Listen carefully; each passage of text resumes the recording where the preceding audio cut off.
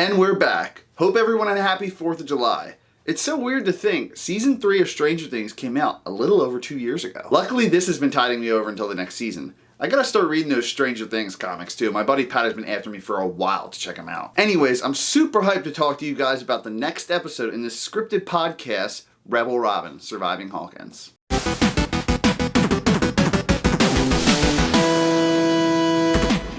So just like I predicted last week, every week seems to be taking place exclusively in Mr. Hauser's classroom. This week, Robin comes in explaining she has a free period, but for some reason, I don't believe her. Like, she is definitely skipping someone else's class to be there. So the reason this episode is entitled Frankenstein is because Robin actually just got done reading the book by Mary Shelley, and it's not even for school. She read it for fun. Her and her teacher share their appreciation for it, but from there, Robin starts questioning Mr. Hauser as to why there aren't any female authors being taught in the curriculum. Don't worry, they do feminism very well in this episode, just like Season 3 of the show. Not too agenda pushy, and it makes sense for the character. So besides the author, our two main characters start talking about the subject of control in the book. Robin hints at why she's hesitant to start a relationship, because she doesn't want another person trying to control her, just like Victor Frankenstein did with the monster. So realistically, Robin thinks humans are the monster, and if you think about it, she isn't wrong. Just look at Lonnie Byers. We're shown how much of a dick he is in the first season, and even though he's not around much, he still tries to control Joyce and the two boys, saying she needs help, he's dismissive towards any of her feelings, makes her think she's crazy,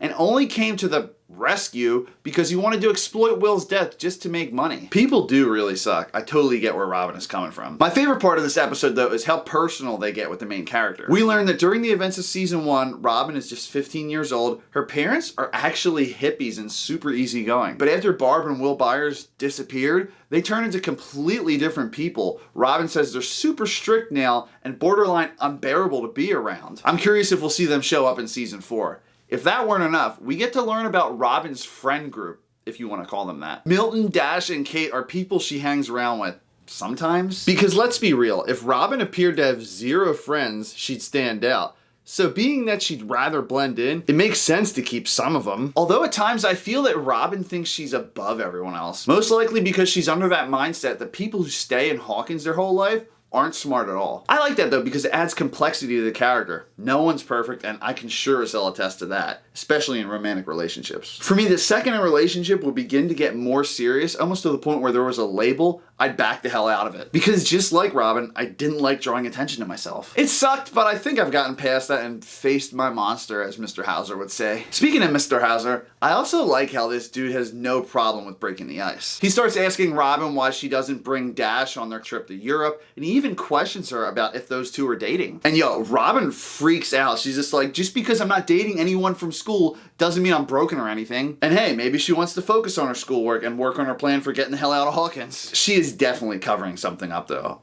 It's probably the fact that she likes girls more than guys. Since technically speaking, she's not the same Robin we know and love yet from Season 3, she still could be at the finding herself stage in life. Fun fact, Maya Hawke revealed that Robin was originally supposed to be Steve Harrington's love interest in Season 3.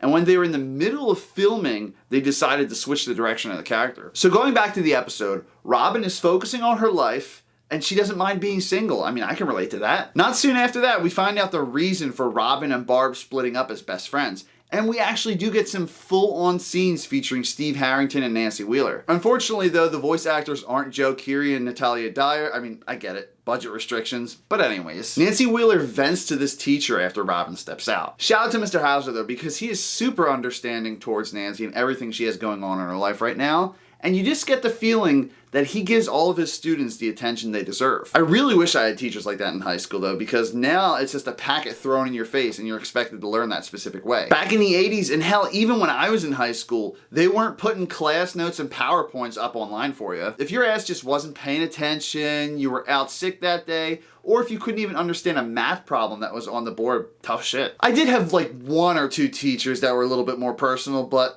it's good to hear about teachers like this guy. That pretty much sums up my opinions of episode 2 though. It's a fun time, tons of nerd moments, humor, and interesting backstories. Some conversations this episode take place in the hallway, so I'd say about 97% of the actual episode takes place in the classroom. I'm still wondering if they're going to do a time jump at any point in this podcast. I would love to see what Robin was up to during the events of season 2 of Stranger Things. I'd say tune in next week to hear my thoughts on episode 3, but I'm actually going on vacation, so you guys are just going to have to be a little bit patient. Episode 2 is just as good as the first in my opinion, so definitely check it out. And as always, guys, thanks for watching.